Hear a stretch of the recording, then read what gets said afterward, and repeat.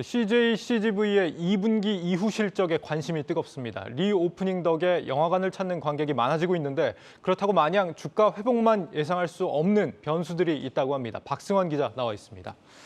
박 기자, 요즘 날도 더워서 그런지 영화관 찾는 사람들은 굉장히 많아진 것 같긴 한데 실제 이 관람객 수로도 좀 입증이 되고 있다고요? 예, 영화관 통화 입장권 전산망에는 실시간으로 그날의 공객들이 분류가 되는데요. 지난 7월 1일부터 31일까지 영화관을 찾은 관람객은 총 1,629만 명으로 잠정 집계됐습니다. 이것은 2020년 2월 이후 30개월 만의 최고치인데요. 코로나19 이전인 2019년 7월과 비교하면 아직 4분의 3밖에 안 되는 수준입니다. 예. 하지만 회복세는 뚜렷한데요. 올 초 300만 명대를 오르내리던 월 누적 관객은 거리두기가 해제된 지난 5월 1,400명대로 급증하더니 매월 최고 기록을 다시 썼습니다. 한때 월 100만 명도 못 채우던 때를 놓고 보면 그야말로 관객이 물밀듯이 쏟아지는 상황인 거죠. 그러니까 코로나 이전보다는 아니지만 회복 흐름을 타고는 있다. 이게 앞으로 하반기에 완전히 이제 예전 수준으로 돌아올지 안 올지를 우리가 판단할 수 있는 게 영화의 흥행 여부겠죠? 맞습니다. 앞으로 남아있는 기대작들이 많다면서요. 예, 지난 20일부터 최대 330억 원이 넘는 제작비가 투입된 한국형 블록버스터들이 줄줄이 한 주꼴로 개봉하고 있습니다. 외계인 일부, 한산이 이미 관객을 만났고요. 비상선언, 헌트까지 잇따라 공개를 앞두고 있죠. 국내 역대 최고 흥행작 명랑의 후속작인 한산은 개봉 닷새 만에 200만 관객을 끌어모았고 탑건의 두 번째 시리즈는 장기 흥행을 이어가는 모습입니다. CJ CGV, 롯데시네마, 메가박스 등 극장업계의 매출 반등이 예상되는데요.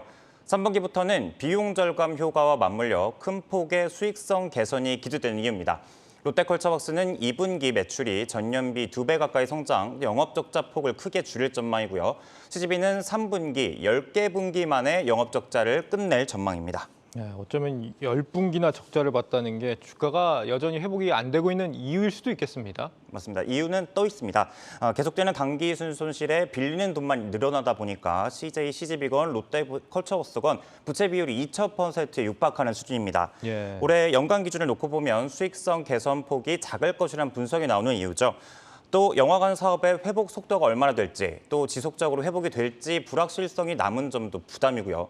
실제로 우리나라 영화관 매출 증가율은 주요국과 비교해도 더딘 상황입니다. 지금 차트에 나오고 있듯이 지난해 미국과 중국이 이전에 2배 이상의 매출을 올린 반면 우리나라는 14.5% 늘어난 데 그친 거죠.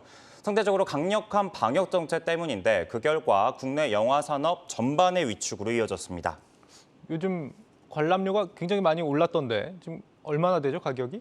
지금 평일 기준 15,000원 정도 15,000원. 주말 가격으로 15,000원가량 육박하는 걸로 알고 있습니다. 특수관 같은 경우는 더 비싸게 받는 경우도 많이 있는 것 같고요. 이런 것들이 아무래도 손실을 메우기 위한 노력이다 이렇게 봐야 되겠죠? 맞습니다.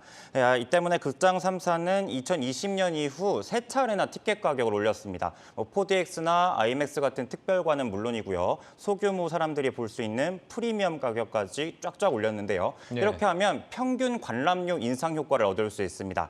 다만 관람료 매출이 발생하면 이 중 10%는 부가세로 매겨지고요.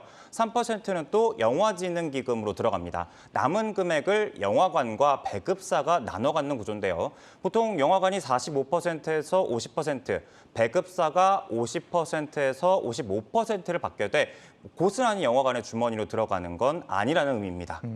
이해는 가는데 영화 한 편이 책 한 권보다도 비싸다는 게 사실 좀 지나치다는 생각도 들긴 하고요.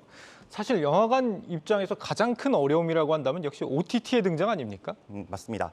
하지만 그럼에도 영화관 산업 아직은 괜찮다는 평가가 나옵니다. 예. 이유는 2020년 기준 우리나라 영화 산업 매출 비중에서 영화관이 차지하는 비중이 66%, 나머지 부분 OTT죠. 여기가 한 34% 수준에 불과하기 때문입니다.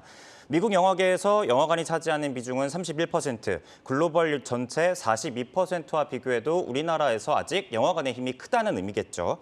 국내 영화 산업이 영화관을 중심으로 돌아가고 있다는 말이 바로 여기서 나온 겁니다. 하지만 영화관의 비중이 점차 줄어들고 있는 건 확실합니다. 2016년 79.7%에서 2017년 78.1% 등 4년 만에 15%가량이나 쪼그라들었죠. 반면 IPTV나 OTT 등 디지털 온라인 부분은 집계를 시작한 2019년 12.9%에서 2020년 15.3%까지 증가했습니다. 네, 뭐 손실도 메워야 하고 OTT는 치고 나오고 있고 영화관들 좀 걱정이 많이 되겠습니다. 이 뭐 대응에 좀 나선 부분이 있다면서요? 예, 대표적인 게 바로 고정비 줄이는 것이 대표적입니다. 네. 2019년 CGV의 고정비는 1년에 8천억 원 수준이었습니다. 매출의 43%를 고정비로 쓰고 있었는데요.